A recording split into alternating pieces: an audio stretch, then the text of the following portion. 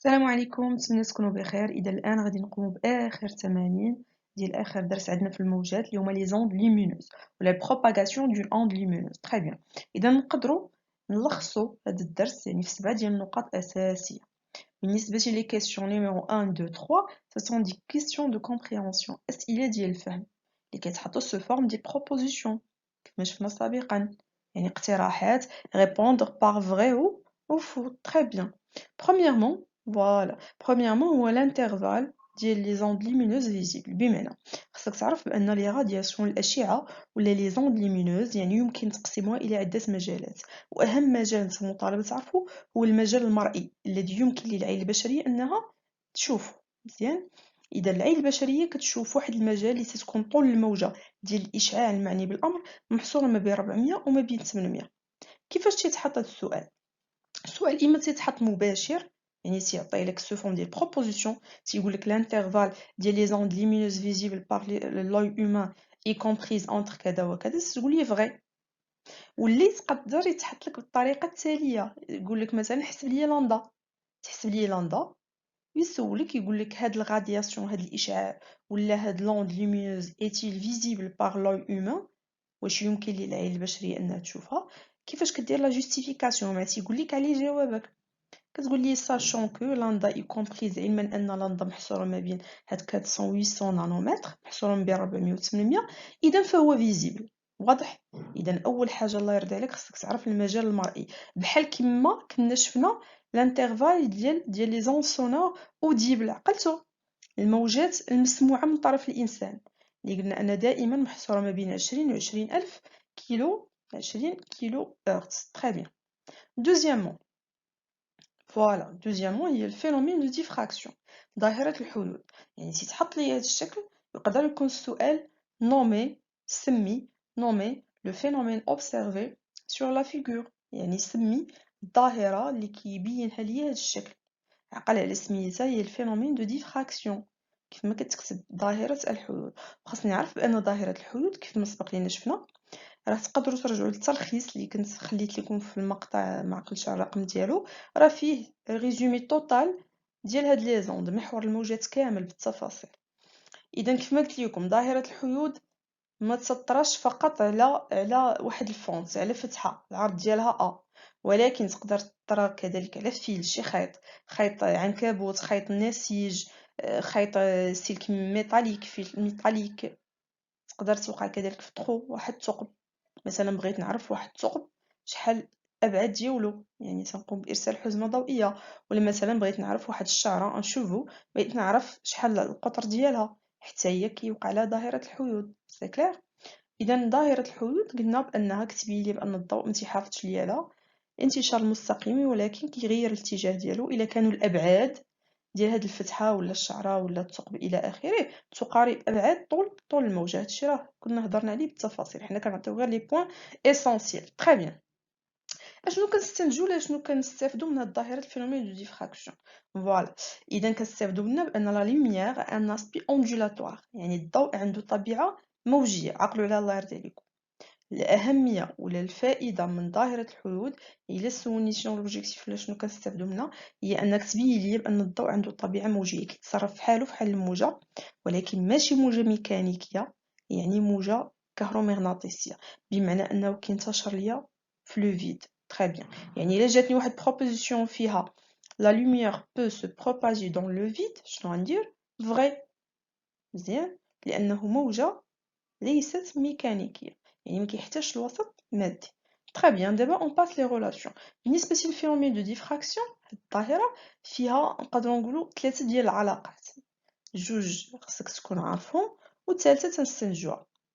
اذا اول علاقه هي هادي، لا ريلاسيون ديال تيتا. تيتا قلنا هو ليكار اونغولار، الفرق الزاوي، ايغال ال سور دو دي. شنو هي ال؟ ال قلنا بانها هي العرض ديال البقعه، لاطاج سنترال، ها هي العرض ديالها. وبالنسبه للدي، غران دي هي لا ديستانس كي سيبار هاد لا فونت ولا الفيل ولا الشوفو. شوف شنو عندي، علاش؟ على ليكران، على الشاشه. تري بيان. هاد العلاقه قلنا انت مطالب انك تبرهن عليها، وكنا شفنا من جات. اذا كتجيني من طونجونت كنخدم على هذا المثلث هذا، وكنخدم بالطونجونت، التعريف ديال الطونجونت. تري بيان. Deuxième relation هي de la relation هذه شفنا كذلك بأنها relation expérimentale جاتني من خلال التجربة اللي تقولي بأن ثيتا هي لامدا على أ و أ دائما هو اش هو إما العرض ديال الفتحة ولا الديامتر ديال الشوفو ولا الديامتر ديال الفيلم ميتاليك ولا يعني وبعض المرات ما تنسميوهاش أغلبية الوقت بوتيت أ بعض المرات تيسموها بوتيت دي إذن دائما نخدم بالترميزات ديال الوطني واخا أنا تنكون حافظ العلاقة ولكن من المستحسن ومن المستحب تخدموا بالعلاقات ديال التمرين اللي عندكم تماك تري بيان إذا بالنسبة لهاد العلاقة قلنا إكسبيريمونطال وكيفاش تنخدمو بها يقدر يعطيني هاد الشكل هاد المبيان لا كورب اللي هو سي فونكسيون لينيير دالة خطية اللي فيها تيتا بدلالة واحد على أ شنو هو السؤال اللي يقدر يسولني ديتيرميني لندا شنو قلت لكم بأن لندا في هاد الحالة هي الميل هي لا بونت هي الكويفيسيون ديريكتور يعني باش تحسبها كتمشي تختار دو بوين تختار مثلا هادي 0 مع ان بوين كيلكونك هنا كتنتمي ليا كي ابارتيان لهاد لا دروات وتندير تغيرات لا فارياسيون ديال الاراتب على تغيرات ديال الافاصيل وتنحسبها ولكن فيت اتونسيون مع تحويل الوحدات حتى نخدمو تمارين خاص بهاد لا كور تري بيان من هاد العلاقة الأولى والعلاقة رقم 2 نقدر نستنتج علاقة ثالثة تيتا إل على جوج دي تيتا لندا على أ إذا هاد الطرفين نقدرو نقولو بأنهم تيتساواو تري بيان هادي علاقة كنستنتجوها هي لندا على أ تساوي إل على دو دي إكسيلون ثم تجيني العلاقة ديال لانديس دو ريفراكسيون يعني معامل الانكسار بالنسبة لمعامل الانكسار كنرمزو ليه سامبوليزي باغ ان هادشي راه ديجا شفناه اللي هو سي على في و سي قلنا هي سرعة انتشار الضوء فين في الفراغ اللي القيمة ديالها ثابتة ودائما معطى هي 3 فوا 10 على بويسونس 8 متر باغ سكوند وبالنسبة للفي هي لا فيتاس في داك الميليو اللي انا خدامة فيه و ان بدون وحدة تري بيان آخر علاقات كيجوني هما باش نحسب السرعة كنستعمل العلاقات الأساسية ديالي اللي شفناها العلاقة الشهيرة اللي تتقول بأن السرعة هي طول الموجة في التردد غير كيف ما تلاحظوا فأن في الموجات الضوئية مبقيناش تنسميو التردد ان ولكن التردد تنسميو هاد الحرف اللاتيني نو غير باش نميز الموجة الضوئية إلا كنت في وسط عادي راه تنسميها في إيكال لامدا فوا نو كنت خدامة في لو فيد قلنا بأن سرعة انتشار الضوء في لو فيد في الفراغ ترمزو ليه بالسي إذا C égale لامدا 0 fois nu غير يعني pour différencier باش نفرق ما بين وسط عادي وما بين الفراغ إذا هادو الله يرضى عليكم نقط مختزلة أساسية وتيبقاو نقط آخرين تا هما داخلين في الكومبريهنسيون مثلا نقدر نقول لك عرف موجة أحادية اللون مونوكروماتيك ولا بوليكروماتيك هادشي ملي غادي نلقاو غادي نقومو بالتصحيح ديالو تري بيان إذا دابا نبداو بالتمارين ديالنا Maintenant, on commence par la correction de la scission normale 2017 d'Yeltsiana Assenaïr. Très bien, on commence. Détermination du diamètre d'un cheveu. تحديد قطر الشعرة. قلت لكم ظاهرة الحدود ماشي ديما تقتصر على فتحة ولا بحال هنا عندي شعرة بغيت نعرف شحال القطر ديالها. Très bien. Lorsque la lumière rencontre un obstacle de petite dimension, il se produit le phénomène de diffraction. Ce phénomène va être exploité dans cet exercice pour déterminer le diamètre d'un cheveu fin, يعني شعرة رقيقة. Donné. شنو من المعطيات اللي عاطيني la célérité سرعة de la lumière dans l'air إذا سرعة انتشار الضوء في الهواء et c'est égal 3 10 à la puissance 8 mètres par seconde عطاني la valeur ديالها ثم هنا شنو عطاني ليكار انغولار تيتا بالنسبة ليكار انغولار تيتا عطاني العلاقة ديالو لا داعي أننا نقراو هي تيتا هي لاندا سور ا هي اللي قلنا غولاسيون اكسبيريمونطال تري بيان وعطاني واحد المعلومة أخرى هي بوغ تيتا بوتي بالنسبة للقيمة ديال الزوايا الصغرى on peut considérer que tangente θ est à peu près θ يعني نقدروا نعتبروا بأن tangente θ هو نفسه θ مزيان On réalise l'expérience de diffraction par une lumière monochromatique. إذا نقوم بإنجاز ظاهرة الحدود بواسطة واحد الضوء اللي هو أحادي الموجة. De fréquence عطاني fréquence ديالو nu égale 4,44 10 à la puissance 14 Hz عطاني القيمة ديال التردد. Très bien. إذا on place à quelques centimètres de la source laser une fente verticale de largeur A. La figure de diffraction obtenue est observée sur un écran vertical placé à une distance d égale 50 cm. ها المعطى يعني أي حاجة الله يرضي عليكم كما تنقول لكم تستعملوا الألوان باش تعرفوا المعطيات ديالكم. إذا عاطيني لا ديستانس هنا كي سيبار هاد الفونت مع هاد ليكرون اللي هي دي غران دي سي 50 سنتيم. ونضرب كيما تنقول لكم دائما على الوحدات، فيت اتونسيون لي زونيتي. هنا السنتيمتر الا كانت شفت راسي انني خصني نحولها، دونك خصني نضرب 10 على بيسونس موان 2 باش نحولها من سنتيمتر للمتر. تري بيان. دونك لا لارجور دو لا تاش سنترال اي نوتي بار ال هو عرض لا تاش سنترال البقعة المركزية. voir figure ci-dessous. إذا انظر إلى الشكل أسفل. ملي تنقرا القراءة الأولية ديالي تنعاود القراءة الثانية ديالي كنستخرج بها المعطيات، إما تنستخرجهم في الفوي دو بروبيون اللي تنخدم بها، ولا تنسطرها ليهم، يعني تنستعمل كيف ما تنقول لكم الألوان. يعني أول معطى عندي هو سرعة انتشار الضوء في الهواء، هاي هادي عبارة عن معطى عطاك القيمة ديالها. ثاني حاجة عطاها ليك هو التردد، عطاني سا فالور. ثم ثالث حاجة عطاني هي دي لا ديستونس اللي كتفرق ليا ما بين الشق وما بين البقعة المركزية. واخر حاجه عطاها لي الله يرضي عليكم هي الشكل، لان الشكل قلنا بانه يعتبر معطى حتى هو غادي نخدم عليه باش نجاوب على شي سؤال.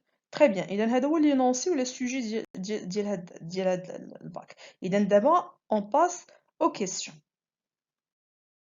كان قبل ما نبداو كيف ما تشوفوا، بما ان ليسباس ما غاديش يكفيني باش ندير لي نونسي ديال السوجي كامل، دونك هذوك المعطيات اللي كنت قلت لكم سطروا عليهم راني وضعتهم لكم هنا، اللي هما السرعه والتردد والمسافه ما بين الشاشه وما بين الفتحه. Très bien, on commence. Parmi les deux propositions A et B, choisir celle qui est juste. من بين الاقتراحات التالية اختار فين هي الصحيحة. Le phénomène de diffraction montre que ظاهرة الحيوط تبرز أن. واش تبرز أن la lumière est de nature corpusculaire ولا la lumière est de nature ondulatoire؟ فين هو الجواب الصحيح؟ Très bien, c'est B. قلنا دائما ظاهرة الحيوط تبرز أن للضوء طبيعة موجية. طبيعة موجية. إذا من proposition غادي نختار c'est B. Très bien. Deuxièmement, montrer que la longueur d'onde بين أن طول الموجة de la lumière ديال الضوء émise par la source المبعوث من طرف المنبع لازير هو، يعني يحسب ليا لا لونغور دوند لامدا. هنا كتيميت خصني يكون عندي كما تنقول لكم دائما لو بون سيركوي. لو بون سيركوي تيبدا من اشنو عاطيني، واش باغي مني، وشنا هي العلاقه اللي كتربط بيناتهم. بغى مني لامدا، وشنو عاطيني في المعطيات؟ عاطيني السرعه والتردد. بغى لامدا عاطيني السرعه والتردد. ما هي العلاقه التي تربط ما بين هاد الثلاثي؟ العلاقه الشهيره هي أن دائما السرعة هي طول الموجة في التردد. طول الموجة في التردد. غير الله يرضي عليكم راه تنخدم بلي سامبول وبلي دوني ديال الوطني اللي انا خدامه فيه. نورمالمون كنا تنديرو في تساوي لامدا في ان، ولكن دابا السرعه سماها ليا سي حتى انا اوبليجي ندير سي. لامدا سماها لامدا حطيت لي لامدا. التردد سماه ليا نو حتى انا سميتو نو. واضح؟ تنخدمو كنحترمو يعني المعطيات ديال التمرين. شكون هو المجهول عندي في الثلاثي؟ هو طول الموجة لامدا. إذا من هاد العلاقة شحال كتساوي لامدا؟ تري بيان، لامدا هي سي سور نو. اش بقى لينا دابا؟ ابليكاسيون نيميريك، تطبيق عددي. سي عندك ونيو عندك، اذا تطبيق عددي مباشر ما كنحتاجو حتى حاجه نحولوها، لان السرعه بالمتر بار سكوند والتردد بالهرتز، يعني غير مطالب انني نحول شي حاجه. تلقاو هاد لا فالور اللي هي ها نفسها la même valeur اللي عندي هنا. C'est clair? Très bien. Troisièmement, montrer que l'expression de la largeur A de la fente s'écrit sous la forme A égale 2 fois lambda fois 2 sur L. هذه علاقة قال لك خصك تبر هنا لها. مين غنبر هنا لهاد العلاقة؟ هاد العلاقة الله يرضي عليكم كتجينا من الشكل. عقلتوا على الشكل؟ ها هو الشكل اللي عطاني ديال ظاهرة الحلول. قلنا دائما البرهنة ديالها كتبدا بالتعريف ديال طونجونت من خلال هذا الشكل دابخي لا فيغور. شنو هو التعريف ديال الطونجونس؟ الطونجونت دائما هو الضلع المقابل على المحاذي. مقابل على المحاذي. نسبة الضلع المقابل ديال تيتا ديال ليكار اونغولار الفرق الزاوي هو النصف ديال ال. اذا الضلع المقابل هو ال على جوج على الضلع المحاذي اللي هو دي، المسافة اللي كتفصل ليا الشاشة على الفتحة. اذا طونجونت المقابل على المحاذي ال على جوج على دي ان بو دو مات اللي هي ال سور دو دي. تري بيان. وعطاني واحد المعلومة شنو قال لي؟ قال لي بان طونجونت تيتا هو تقريبا تيتا، وبالتالي فإن تيتا هي ال سور دو دي. وانا باقا ما ساليتش. واضح؟ باقا ما ساليتش لان بغاني نكتبها بدلالات ا و ال و لامدا. très bien.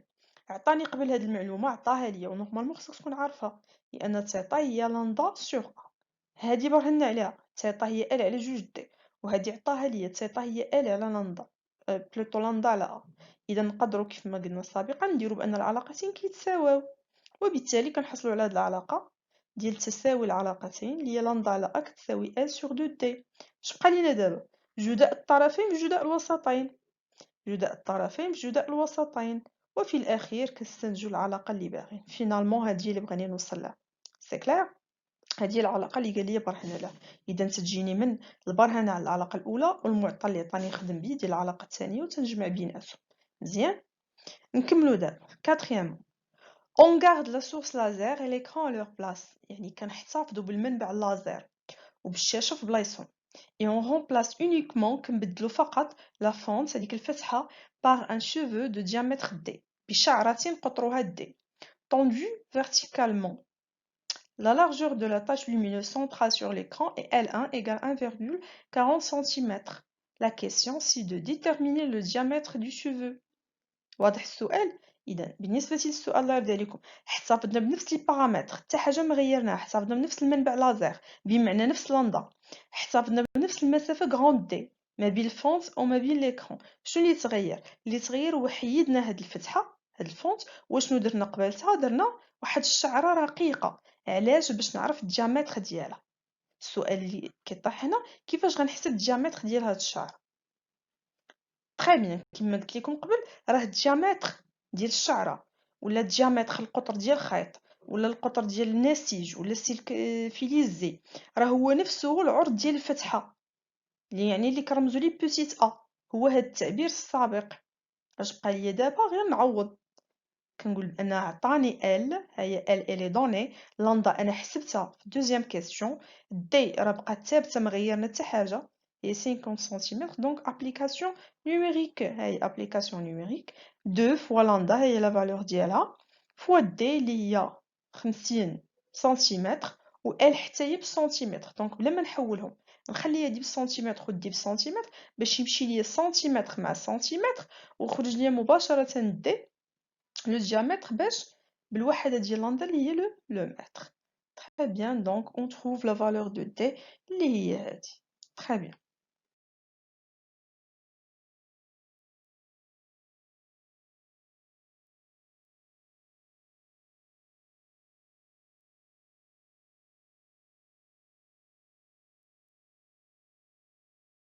Maintenant, on va faire la correction du bac session rattrapage 2019. Très bien.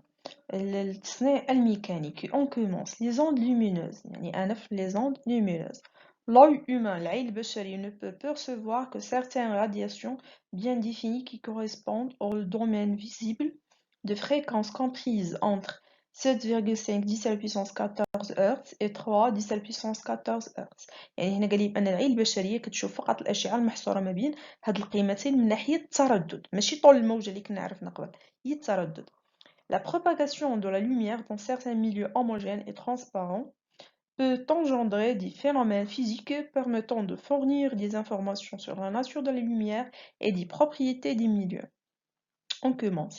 Une source de lumière produit un faisceau parallèle composé de deux radiations rouge et bleue de longueur d'onde respectives dans le vide, لندا 0R et لندا 0B. إذا هنا الله يرضي عليكم عندي واحد المنبع يحتوي على أشعتين، الشعاع الأول أحمر، الشعاع الثاني أزرق، وعطاني طول الموجة ديال كل واحد. علاش رمزنا ليه بزيرو زيرو؟ لأن عندي في لو فيد، دائما في لو فيد طول الموجة كنرمزو ليه بزيرو، ار يعني روج، بي يعني بلو. تري بيان. شنو هما لي دوني اللي عندي؟ لندا 0 بي يعني طول الموجة ديال اللون الأزرق في الفراغ. مزيان، هادي طول الموجة في الفراغ. وشنو المعطى الثاني؟ هو لا سيليريتي، سرعة انتشار الضوء في الفراغ سي. والمعطى الثالث هو لا فيتيس دو بروباغاسيون دو لا رادياسيون بلو دون لو فير. إذا هنا عطاني سرعة انتشار هاد الأشعة الزرقاء في وسط آخر اللي هو الزجاج، ماشي في لو فيد. كما تشوفوا راه عندي جوج ديال السرعات، هاد السرعة ديال الانتشار في لو فيد وهاد سرعة الانتشار فين؟ في الزجاج. عطاني القيمة ديالها. شنو هو أول سؤال؟ calculer la fréquence nu 0b نحسب التردد واضح de la radiation bleue اللي في الشق الثاني واش هاد الشعاع يمكن للعين البشرية أن تراه علل جوابك إذا حنا نبداو بالشق الأول هو نحسبو التردد بعدا كتلميذ كيف ما قلت لكم قبل خاصني نشوف المعطيات واش باغي مني والعلاقة اللي كتربط بيناتهم باغي مني التردد الفريكونس وعاطيني لندا والسرعة شنو خصني نقول تري بيان العلاقة المشهورة اللي هي السرعة هي طول الموجة في التردد مزيان ولكن شنو الخطأ اللي غادي يطيحوا فيه التلاميذ الخطأ اللي غادي يطيحوا فيه هما غادي يديروا ليا في بي غيديروا ليا هاد السرعة في بي تساوي لندا 0 بي في نو ولكن هنا خطأ علاش لأنك ما فرقتيش ليا ما بين الفراغ وما بين الوسط لأن هاد لندا اللي عاطيك هنا ديال لو فيد إذا خاصك نتا السرعة في لو فيد يعني سي ما عندكش الحق تخدم ليا في بي سي كلير دونك غادي ندير السرعة في الفراغ اللي رمزوا لها بالسي تساوي طول الموجة في الفراغ اللي رمزنا لها بلندا 0 بي في الفريكونس في الفراغ واضحة العلاقة إذا السرعة هي طول الموجة في التردد وكلشي في الفراغ تري بيان المجهول عندي هو لا فريكونس من هاد العلاقة شحال كيساوي الفريكونس تيساوي بيان سور هو سي سور لندا دابا كلشي عندي هي لندا عندي لا فالور ديالها سي عندي لا فالور ديالو خصني ندير واحد شونجمون هو لندا ما نخليهاش بالنانومتر نضرب في 10 على بيسونس موان 9 10 أس ناقص 9 تري بيان وتلقى هذه لا فالور ديال فيب هذا هو التردد ديال اللون الازرق اللي فاش نمشي دابا للشق الثاني قال لي واش هذا الاشعاع يمكن للعين البشري ان تراه علل جوابك مع العلم ان هنا عطاك واحد المعلومه قال لك ان العين البشريه كتشوف فقط الاشعه اللي محصوره ما بين 3 و 7.15 في 10 أس 14 هرتز واش 6.15 محصوره ما بين 3 و 7.5 ولا لا نعم إذا شنو غادي ندير ليه أنا عندي هاد لا فالور اللي حسبت كومبريز محصورة ما بين القيم اللي عطاني وبالتالي دونك cette radiation est visible par l'œil humain إذا هاد الأشعة يمكن رؤيتها من طرف العين البشرية. Mettons la question suivante. La source précédente envoie un faisceau de lumière parallèle comportant les deux radiations sur un prisme en verre يعني منشور زجاجي. La question 1.2.1. Calculez VR.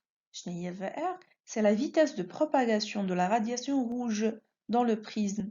Sachant que l'indice de réfraction du verre pour la radiation rouge, vous, NR égale 1,612. إذا هنا الله يرضي عليكم شنو المطلوب مني هو حساب السرعة ديال الإشعاع الأحمر وشنو المعطى اللي عطاني هو l'indice de réfraction N.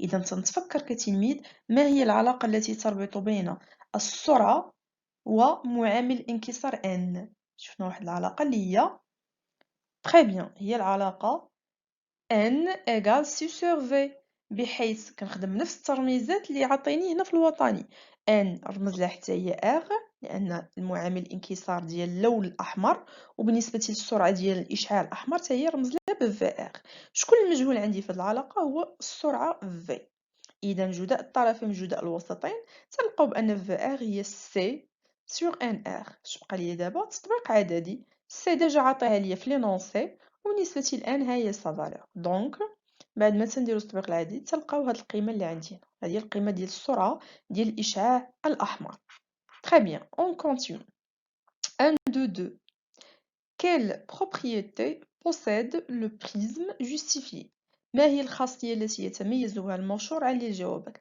حنا ديجا شفنا بأن المنشور يقوم بتبديد الأشعة اللي كتكون مكونة من مجموعة ديال لي غادياسيون ديال الإشعاعات إذا هنا ما هي الخاصية التي يمتلكها المنشور هو أنه وسط مبدد ان ميليو ديسبيرسيف علاش لأننا لقينا السرعة ديال الإشعاع الأحمر تخالف السرعة اللي عطاني هو في لي دوني في الديابوزيتيف السابق في ديال بلو ديال الازرق هذا هو التعليل اذا اش غادي نكتب ميليو ديسبيرسيف وشنو هي لا جوستيفيكاسيون ندير بين قوسين لان في ار تخالف في بي يعني السرعه باش كينتشر ليا فيها الاشعاع الاحمر تخالف السرعه باش كينتشر فيها الاشعاع الازرق très bien on passe maintenant au deuxième partie اذا البارتي الثانيه مستقله La radiation monochromatique, الإشعاع أحادي اللون de longueur d'onde lambda, عطاني lambda ولكن faites attention ديما الوحدات بالنانومتر, arrive sur une fente fine على فتحة رقيقة verticale de largeur A. هي العرض ديالها A. Lorsqu'on place un écran à une distance d égale 2 mètres, عطاني la distance هي ديما اللي كتفرق الشاشة على الفونت على الفتحة. On observe une série de taches lumineuses. كنشوفوا واحد يعني سلسلة من البقع المضيئة. Premièrement, nommer le phénomène observé sur la figure. سمي لي هاد الظاهرة التي نشاهدها. أشنو تنسميوها؟ Très bien, phénomène de diffraction. 2. Montrer que la largeur de la tache centrale s'écrit L égale 2 lambda d sur A. On prend tangente θ هو تقريبا θ. هنا بنفس الطريقة اللي كنا خدمنا الوطني السابق، يعني غنمشي نخدم على هذا الشكل مثلث هاد القائمة الزاوية، وغادي نمشي نحسب طونجونت تيتا بلوتو. طونجونت تيتا هو دائما الضلع المقابل للمحاذي، والمقابل هو المنتصف ديال لاطاش سونطرال لومينوز، دونك سا سرا ال سور 2 سور دي. دي هي المحاذي اللي هي ال سور 2 دي، وبما ان طونجونت تيتا هو تقريبا تيتا كنلقاو العلاقة الأولى، وتنعرفوا العلاقة الثانية هي تيتا لنضع على أ، وتنديروا العلاقات كيتساواو تلقاو العلاقة ديالنا الثالثة الناتجة على دوك العلاقتين، وبجداء الطرفين بجداء الوسطين كيف ما خدمنا سابقا تلقاو هادشي اللي بغاونا نبرهنو عليه. سي كلير؟ تري بيان. 2 3 calculer la largeur A غادي نحسب ليه A de la fente sachant que L égale 3,6 cm. عطاني L بغا نحسب A، تنمشي نشوف واش عندي باقي المعطيات باش نحسب ولا لا. نعاود نقرا السوجي. شنو عطيني لندا ولكن بالنانومتر، يعني خصني نضرب في 10 أس ناقص 9. دي عطاها ليا بالمتر ما نحتاجش نحولها، و ال بالسنتيمتر هنا غادي نضرب في 10 على بيسونس موان 2. تري بيان. ابليكاسيون نوميريك، غندير جداء الطرفين في جداء الوسطين. دابخي لا ريلاسيون بريسيدونت غنلقى التعبير ديال ا اللي هي 2 في لندا في دي على ال. عندي كلشي، فيت اتونسيون لتحويل الوحدات، وتلقاو لا فالور ديال ا. هنا تيكون لينا التمرين النمطي الأول ديال الموجات الضوئية.